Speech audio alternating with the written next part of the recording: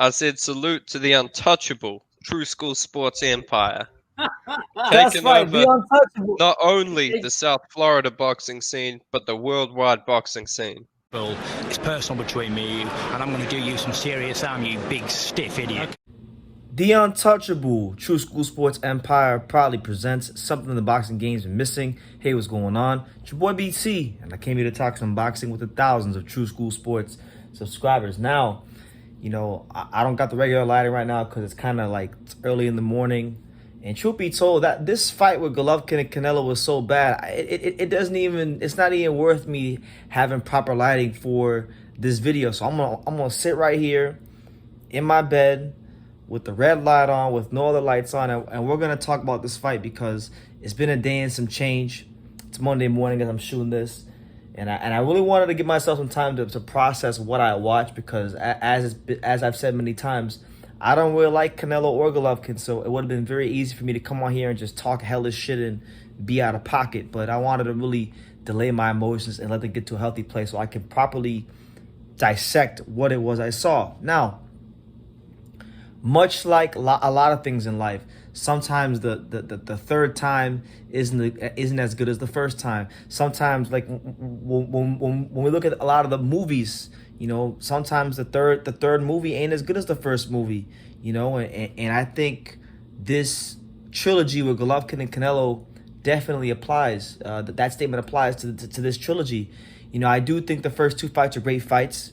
I don't think the third fight was a great fight. Truth be told, this last fight from this past Saturday was closer to a glorified sparring session more so than it was a fight. Just being honest with you, so I don't put this fight in the lineage of the great trilogies like Tony Zia versus Rocky Graziano or Riddick Bowe versus Holyfield or anything like that. I think it's a very good trilogy, but I wouldn't put it like in the all-time great pantheon of boxing trilogies. So that is my opinion, but. So far as the third fight is concerned, let's get into it. It was a weird fight because Golovkin looked his age very early on in the fight. You saw Canelo Alvarez landing a lot of up jabs, outboxing Golovkin, which is kind of crazy because, Canelo, you would have never thought that going back to before they ever fought. You would never thought that Canelo could outbox Golovkin the way he was early in this fight, but he was. And it was a weird fight because, for the conspiracy theorists out there that don't like Canelo, they say a lot of times that his fights are fake and they're fixed and they're rigged. Now I'm not gonna lie to you. This fight gave those people quite a lot of ammunition because first and foremost, Golovkin looked like he really wasn't committing to anything early. Like the first 6.5, 7 rounds and some change, he wasn't really committing to anything. He was doing a lot of pawing with the jab. He just kind of like didn't throw anything with any sort of ferocity or bad intentions. And you could kind of tell early on in the fight that he had conceded the fight early. And somebody said it on Facebook in my Facebook comments, so shout out to whoever it was that said this, but they said watching Golovkin versus Canelo in the third fight was kind of like, it was very transactional. It was almost as if there was a silent agreement that, hey, I won't hurt you if you don't hurt me, but let's go in there and let's go in there and let's work a little bit, give our fans just enough to be satisfied with, and that's what it was because it was so weird. Golovkin didn't commit to anything big until like round 6. Didn't really like look himself till about round 9. And yeah, like round 9-ish, he's starting to really commit to shots, step in with his jab, hook around the guard with some ferocity a little bit. And he was able to push Canelo back and actually make it interesting towards the end. So it was just a weird fight. Not a great fight. I'll even go as far as to say it was one of the worst big fights in recent memory. I would say one of the worst big fights in recent memory. I can't think of too many big fights that were as bad as this one. This was pretty bad. But it was funny. As soon as the bell rings, all this hatred that Canelo and Golovkin have built up, it's all gone now. Now they're the best of friends. So much so to the point where you thought you wanted to tell Canelo and Golovkin to go get a room, to go ahead and go take it somewhere else in private because, man, I understand the respect, but it almost seemed like there was too much respect in the ring on this night, and the fight really left to be a lot to be desired. Not that I expected a lot of it in the first place, because the reality was it was a 40-year-old man in Golovkin, moving up to fight at a weight class he's never fought at, against a younger, fresher fighter in Canelo, and he lost as we thought he would. So, a lot of people were saying that, Golovkin. They were trying to rob Canelo, and I don't think they were trying to rob Canelo. I mean, the scorecards are close, but I think it was all by design. Boxing in the boxing industry has a way of evening things out. And so what I mean is, like, in the first round, in the first fight, I should say, Golovkin was done horribly by the judges, most notably Adelaide Bird with the, what was it, 109 or whatever the scorecard was. It was a horrible scorecard. And so he was shafted that night. A lot of people thought he won the second fight, but, close fight. Could have went either way. They gave it to Canelo. This fight, you knew pretty much that the boxing industry and the powers that be were cashing out on Golovkin. So being a guy that's made them a lot of money and been a big player in the sport, they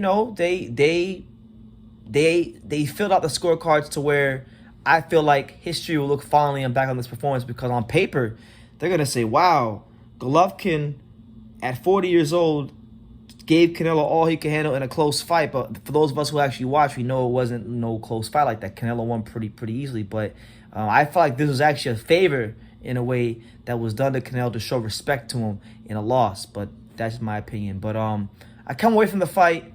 I think my man from ITR Boxing on Twitter, Lukey, he said it best. He said this fight was the end of an era and the beginning of a new one, because both guys look old. I mean, Canelo looked old too. And I've been saying this for a long time. You got Canelo last year said that he's gonna fight till he's 37. And I automatically called bullshit. I don't think Canelo will fight that long, because you gotta understand, boxing is a tough, grueling, and arduous business and sport. Canelo has been a professional fighter for more than half of his life.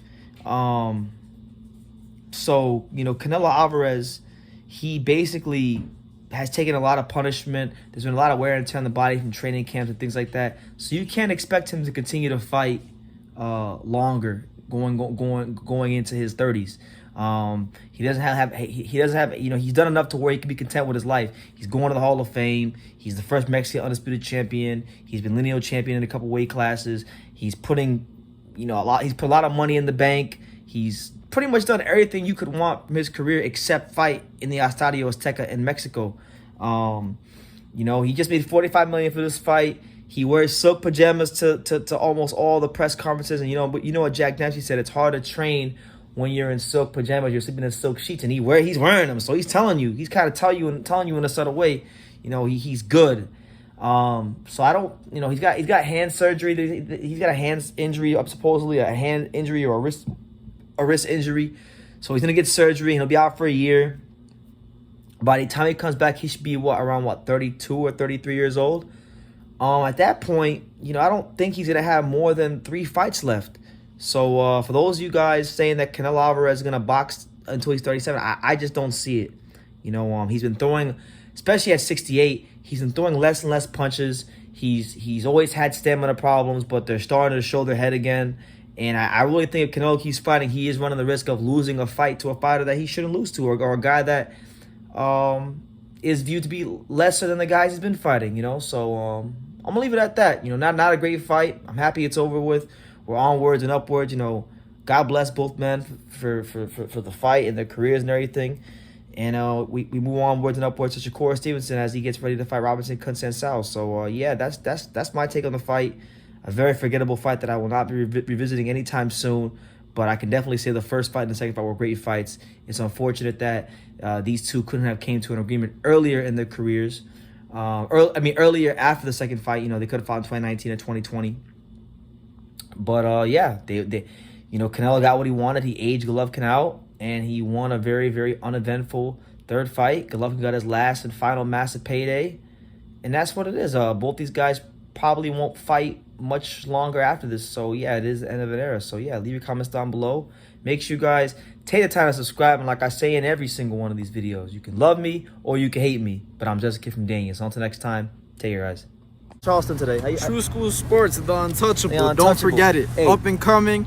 ready to make noise in the boxing world. Already he's making noise, but soon to make even bigger noise. Hey, this is my guy right here. Yes, sir. He's one of the top guys in the biz. Been a friend of mine for years. He's a friend without boxing, but definitely a friend in boxing. So thank you, Sean, for talking. Guys like Brennan that really love and soak up the game keep me hungry. Keep me reminding of what's important in this sport. You know, loving the not even just loving the fighters, but studying the fighters. Yeah. And knowing the fight game. So much love to my man. True school. He is a true one. Absolutely. What's good? It's your boy BT.